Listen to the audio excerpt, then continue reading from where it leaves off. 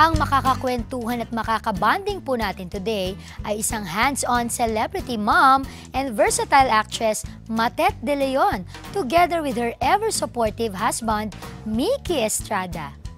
Pag-uusapan po natin ang kanilang isang dekadang pagsasama bilang mag-asawa. Nagkalaman na kami parehas. Lumaki na ang mga tiyan namin. Pabigat ng pabigat. Oo, okay naman.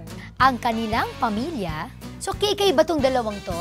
As you can see, naka-eyeshadow tong bunso ko at naka-lipstick naman yung isa. Oo. So, naransak yung makeup kit ko. Very kikay.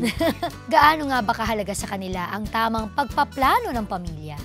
Pwede ka naman mag-anak as long as, alam mo, mapapalaki mo sila ng maayos, madidisiplina mo, at saka yun nga, yung edukasyon kasi importante. Kumbaga, mabibigay mo lahat ng kailangan nila. Ang lahat po ng yan, dito lamang po sa programang Certified na Pampamilya. We'll give you inspiring, unforgettable, bonding moments!